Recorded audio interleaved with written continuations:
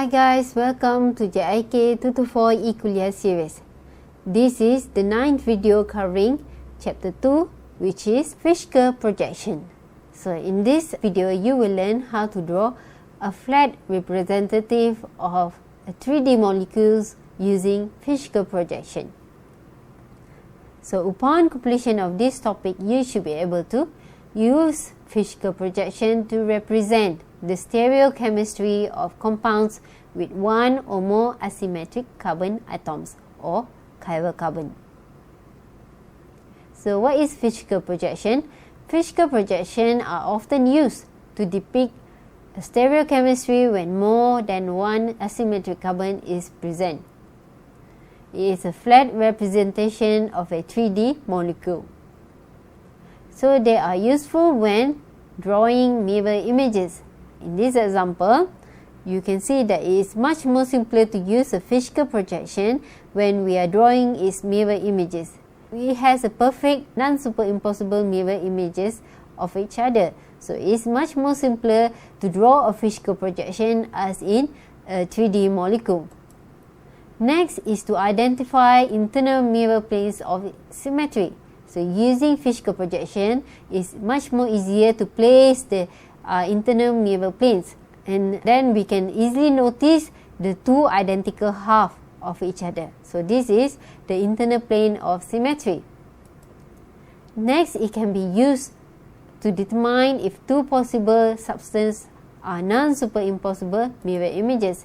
In this case, it is much more easier for us to rotate the compound to see whether it is superimposable or non-superimposable. From this compound, when we rotate to 180 degree, this chlorine from left will become, when it rotates to 180 degree, this chlorine here will become at this position.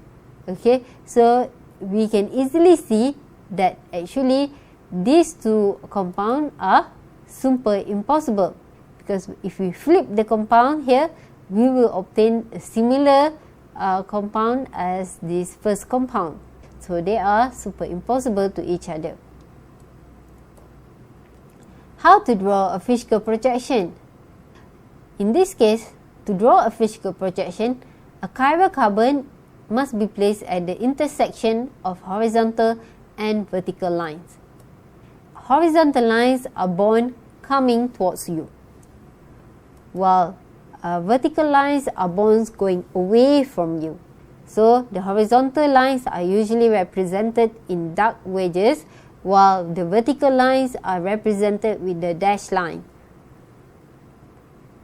So in this case, if you have a compound with 4 different functional groups, 1, 2, 3 and 4 here, so you can see here actually 1 and 4 are compounds coming towards you, while for 2 and 3 are compound going away from you, the bonds going away from you. So when you have to initially draw the dark wedges line here, 1 and 4 are compounds coming towards you, or functional groups coming towards you, and 2 and 3 here are the bonds going away from you. So it is represented in dashed line, and then for the Fischke projection, you just have to draw a line, a single line representing all the functional groups. And the carbon here are not drawn, they are simply placed at the intersection between horizontal and vertical line. So for example here, we have this compound. We can place the number 1, 2, 3. Okay, so 1 and 2 are the bonds are going away from you, so they are represented in dashed line here. And then hydrogen and hydroxyl groups are the bonds facing towards you, so we can place them as dark wedges line here. And then you can just simply draw vertical and horizontal line crossing to each other at the chiral center here. Okay, so this is the propane 1,2 diol. But to draw a Fischke projection, there are several rules that you have to follow. The first rule is the carbon chain is on the vertical line. All the carbon chain must be placed at the vertical line, and then the highest oxidized carbon is at the top. And then rotation of 180 degree in plane doesn't change the molecule. So rotation of 180 degree is allowed, but rotation of 90 degree is not allowed at all. When the compound is rotated 180 degree, you can see here initially the carboxylic acid is at the top. When we rotate 180 degree, the carboxylic acid will be facing down here, and the methyl group will be at the up.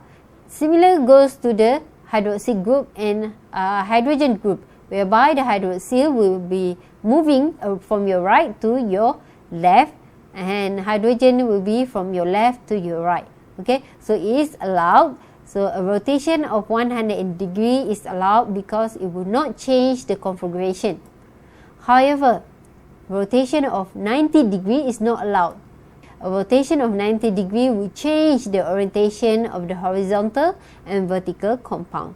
Okay, so now the carboxylic acid initially at the vertical line. Now after rotation of 90 degree, it will be at the horizontal line. Okay, so this will change the orientation of the functional group. So it is not allowed. Only 180 degree rotation is allowed. So do not rotate a physical projection by 90 degree. Okay, let's look at this example. Convert the following physical projection to perspective formula. So in this question, it gives you the sum of the compound. All the compounds are in physical projection. Now you have to convert this physical projection into a 3D molecules. So for compound A, so remember all the in the vertical line, all these bonds are facing your back, while this horizontal line is the bonds going facing towards you. So you can draw the compound as in this case, the carboxylic acid group is on the top, and then the methyl group here, the methyl group will be facing at your back, and only hydrogen and amine group are facing towards you. Okay, for this one, similar, use the same method, and you will see that alcohol group or the ethanol group will be facing at your back together with this aldehyde group, and only hydrogen and hydroxyl group are facing towards you. Use the same method also to answer question C, where ethanol and methyl group is facing at your back, and bromine and chlorine are facing towards you. But how about this compound? In this compound, we have two chirality center.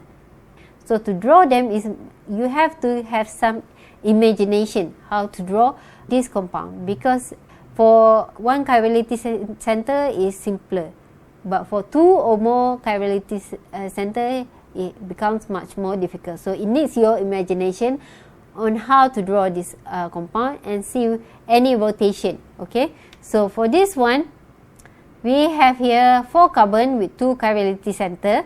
So you can draw this as a zigzag. So in real life, all this compound will be in a zigzag form. Okay, the carbon, the tetrahedral carbon.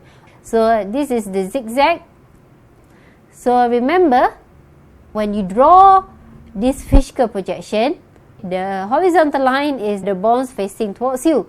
So in real life, these bonds are not linear. So here you have to have imagination and see that the bonds can rotate.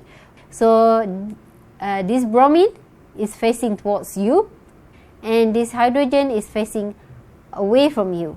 While for chlorine, even though it's in the same position as bromine, but in the 3D molecules is actually facing further away from you, and only hydrogen will be facing towards you.